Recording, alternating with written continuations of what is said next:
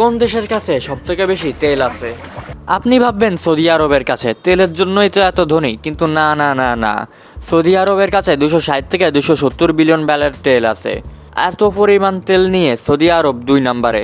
আমি জানি আপনি কি ভাবতেছেন, সৌদি আরব 2 নম্বরে থাকে এত ধনী, তাহলে যে প্রথম নাম্বারে আছে সে নিশ্চয়ই সৌদি আরব থেকেও অনেক বেশি ধনী হবে। কিন্তু এটা না, সবথেকে বেশি তেল নিয়ে টপ 5-এ যে দেশগুলো আছে সেই দেশগুলোর মধ্যে 3টা দেশই গরিব। যেমন 5 নম্বরে আছে ইরাক। ইরাকের কাছে 140 থেকে 150 বিলিয়ন ব্যারেল তেল আছে, তবুও ইরাক গরিব। 4 নম্বরে আছে কানাডা, 160 থেকে 170 বিলিয়ন ব্যারেল তেল আছে। 3 নম্বরে আছে ইরান, 200 বিলিয়ন প্লাস ব্যারেল তেল আছে, তারপরেও গরিব। 2 নম্বরে আগেই বলেছি সৌদি আরব আছে, এবং 1 নম্বরে আছে ভেনেজুয়েলা, 300 বিলিয়ন প্লাস ব্যারেল তেল নিয়ে। আমি জানি আপনি আমার থেকেও ভালো জানেন যে এত তেল থাকার পরও এই দেশগুলো গরিব কেন।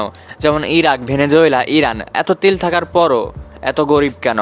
তাই কমেন্টে লিখুন সেই গরিবতার কারণ, দেখি কে এই গরিব থাকার কারণটা জানে।